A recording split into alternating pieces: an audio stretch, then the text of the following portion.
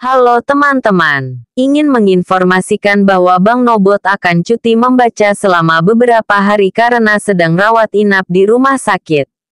Semoga segera sembuh dan bisa membaca kembali dalam waktu dekat.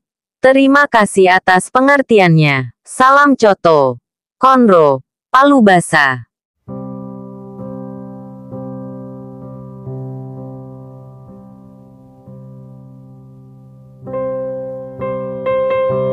Feng Xuan terpental mundur beberapa langkah.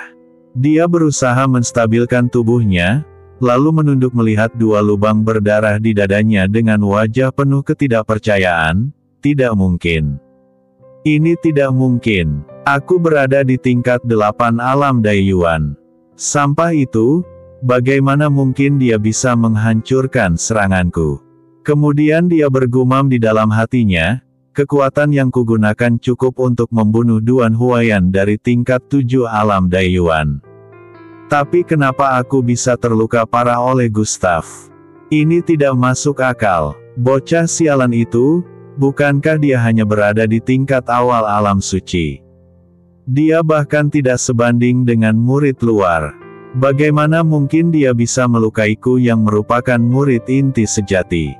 Gustav berkata, tidak ada yang tidak mungkin.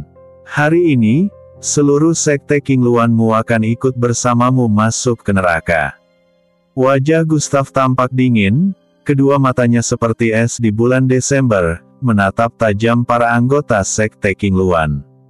Secara perlahan dia mengangkat tangan kanannya. Dari telapak tangannya muncul aura darah, yang dengan cepat membentuk sebilah pisau kecil berwarna darah. Dalam sekejap, pisau itu melesat keluar, membawa kekuatan penghancur segalanya, lalu menebas langsung ke arah Feng Xuan untuk membunuhnya. Gustav berpikir di dalam hatinya, andai saja aku tidak datang, maka para anggota sekte Gerbang Dewa Medis pasti sudah mati. Sekte King Luan lagi, sekte King Luan lagi. Kalian benar-benar cari mati. Berkali-kali kalian datang menimbulkan masalah. Baiklah, hari ini aku akan menyelesaikan semuanya sekaligus. Kebetulan, para tetua, penjaga hukum, murid inti sejati dan murid pewaris Dao dari sekte King Luan semua ada di sini. Aku akan melenyapkan kalian semua, lalu naik ke gerbang sektemu dan menghancurkan garis keturunan Dao kalian. Feng Xuan menatap pisau darah yang meluncur ke arahnya. Teknik ini sangat mirip dengan miliknya, namun sekarang dia sama sekali tidak mampu menahan kekuatan ini. Boom! Suara ledakan terdengar. Saat semua orang belum sempat bereaksi sepenuhnya, tubuh Feng Xuan meledak, darah dan daging beterbangan kemana-mana. Bahkan roh jiwanya pun hancur bersih dalam sekejap. Yang tersisa hanyalah potongan daging yang berceceran di tanah dan sebilah pedang panjang berwarna putih yang patah. Semua orang terkejut. Mereka menatap Gustav dengan ekspresi yang beragam, marah, terkejut, kagum dan benci sampai ke tulang. Hari ini rupanya Gustav benar-benar sudah tidak ingin hidup lagi. Di hadapan kepala sekte King Luan, wakil kepala sekte dan banyak tetua serta penjaga hukum, dia benar-benar berani membunuh murid inti sejati sekte King Luan. Seorang pria parubaya berbaju biru melangkah maju dan berkata, Gustav, berani-beraninya kau melanggar aturan kompetisi jenius dan membunuh murid sekte King Luan kami. Siapa yang memberimu keberanian ini? Tubuh pria itu dikelilingi oleh 18 aura darah dan di belakangnya mengambang sebilah pedang panjang berwarna darah. Dia tidak lain adalah Huang Futian, wakil kepala sekte King Luan. Kalau berbicara mengenai tingkat kultivasi, dia jauh lebih kuat dibanding tetua luar sekte King Luan yang hadir pada kompetisi jenius sebelumnya. Dulu, para peserta kompetisi jenius dari berbagai sekte hanya terdiri dari murid luar, murid dalam dan para tetua luar dalam. Tapi kali ini yang hadir adalah para tetua inti sejati, bahkan tetua pewaris Dao, serta para wakil kepala sekte dan kepala sekte itu sendiri. Tetua inti sejati, tetua pewaris Dao. Mereka adalah para tetua yang bertugas mengajarkan ilmu-ilmu tingkat tinggi kepada para murid di dalam sekte Qingluan. Mereka memiliki pemahaman mendalam tentang berbagai teknik dan masing-masing sudah menyempurnakan Dao mereka. Mereka semua adalah ahli puncak alam Daiyuan, bahkan beberapa sudah setengah langkah ke tingkat alam Kaisar Dewa. Dalam situasi seperti ini, Gustav masih berani membunuh murid inti sejati yang sangat dihargai oleh sekte Qingluan. Itu bukan hanya nekat, itu benar-benar gila, seperti orang tua yang gantung diri karena hidupnya terlalu panjang. Dengan ekspresi datar Gustav menjawab, aturan. Sejak dulu, aturan memang ada untuk dilanggar. Hanya orang-orang lemah yang patuh pada aturan. Tapi aku, sebagai seorang yang kuat, tidak akan dan tidak mungkin patuh pada aturan. Aku hanya akan menghancurkannya. Lalu aku akan membangun aturan baru atas nama diriku sendiri. Ekspresi dan kata-kata Gustav datar, namun justru memancarkan kekuatan yang luar biasa besar. Seolah-olah, dia memang benar-benar memiliki kekuatan itu. Dan kenyataannya, dia memang memiliki kekuatan itu. Huang Futian seolah mendengar lelucon paling lucu di dunia. Dia menatap Gustav dengan penuh sindiran dan berkata, hahaha. Gustav, kau memang pantas disebut sebagai buronan seperti dalam rumor di luar sana. Menghancurkan aturan, mendirikan aturan baru. Karena kau ingin menghancurkan aturan, maka aku akan menggunakan aturan untuk membunuhmu. Karena aturan ini, kami yang membuatnya. Kau ingin menantang aturan. Baiklah, aku akan menggunakan aturan untuk membunuhmu. Ini juga sebagai contoh bagi yang lain, untuk memperingatkan siapapun yang berani menantang aturan yang sudah kami tetapkan. Lalu dia menoleh ke Tuan Jingsui serta para kepala dan wakil kepala sekte dari sekte Yunhai, sekte Lingfu dan sekte-sekte lainnya, seraya berkata, anak ini sudah membunuh murid inti sejati dari sekte kami. Maka, aku akan mengirimkan murid inti sejati kami untuk bertarung dengannya. Bocah jalang ini akan kami bunuh di depan semua orang. Semua hadirin, serahkan urusan ini kepada sekte Qingluan kami. Tuan Jingsui melirik Gustav dengan penuh makna, sambil berkata, kalau wakil kepala Huangfu berminat, tentu saja kami mengizinkannya. Lalu dia mencibir di dalam hati, tanpa aku turun tangan pun, kau pasti mati, bocah bodoh. Ini benar-benar luar biasa. Para kepala sekte dari sekte Yunhai, sekte Dao, sekte Lingfu dan yang lainnya, semuanya ikut menyetujui, kami tidak keberatan. Kalau begitu, sebelum konferensi jenius dimulai, biarkan murid sekte Qingluan tampil dulu. Kalau sekte Qingluan ingin menjadi yang pertama bertindak, tentu mereka tidak akan menolaknya. Toh, Gustav pasti mati juga. Gustav terkekeh dingin dan berkata, kalian mengirim satu lagi murid inti sejati untuk membunuhku. Orang tua gila, kau pikir orang-orang dari sektemu itu kuat? Gustav memperhatikan satu persatu kultivasi para murid dari sekte Qingluan yang ikut serta dalam konferensi jenius kali ini dan berkata, murid inti sejati ada 12 orang. Semuanya di tingkat alam Daiyuan, yang terendah berada di tingkat 2 alam Daiyuan, yang tertinggi tingkat 8 alam Daiyuan. Murid pewaris Dao ada 7 orang. Yang terendah di tingkat 5 alam Daiyuan, yang tertinggi sudah mencapai tingkat 1 alam Kaisar Dewa. Para murid itu, yang termuda sudah berusia 40 tahun, bahkan ada yang 70 hingga 80 tahun, meskipun penampilan mereka masih seperti anak muda. Untuk seseorang di alam Daiyuan dan alam Kaisar Dewa, yang memiliki umur hingga ribuan bahkan puluhan ribu tahun, usia 70 atau 80 tidak ada bedanya dengan anak-anak. Di usia seperti itu dengan tingkat kultivasi semacam itu, memang sudah sewajarnya. Di sisi lain, para murid dari Sekte Yunhai dan Sekte Dao sedang berdiskusi. Apa yang dikatakan si Gustav itu? Apakah dia sedang mengamati tingkat kekuatan murid Sekte Qingluan? Mungkin dia sedang menilai kekuatan musuh dan kalau merasa tidak bisa menang, dia akan langsung kabur. Mereka menatap Gustav seperti melihat seorang junior yang polos, bertarung saja harus menilai kekuatan lawan terlebih dahulu. Apakah Gustav takut kalah dan ingin kabur dari awal? Gustav ini memang benar-benar orang gila. Sudah tahu situasi genting seperti ini tapi masih berani datang. Bukankah itu sama saja dengan mencari mati? Huang Futian berdiri dengan tangan di belakang, seolah dia adalah seorang raja dan berkata, "Bocah bodoh, apakah kau takut? Kalau takut, bunuh diri saja sekarang. Mungkin aku akan mempertimbangkan untuk membiarkan jasadmu tetap utuh."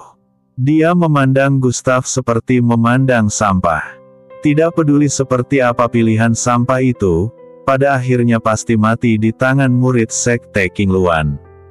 Gustav terkekeh dingin, dia menggeleng pelan dan berkata, "Aku tidak takut. Aku hanya merasa, orang-orang itu terlalu lemah. Aku ingin membasmi semua orang dari Sekte Qingluan kalian. Membunuh satu persatu, terlalu lama." Huang Futian tertegun sejenak, lalu tertawa dingin dan berkata, "Lalu kau ingin bagaimana?"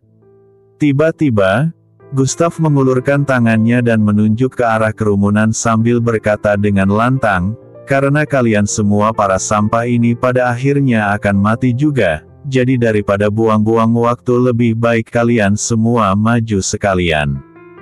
Dengan kata lain, aku seorang diri, akan menantang seluruh Sekte Qingluan kalian."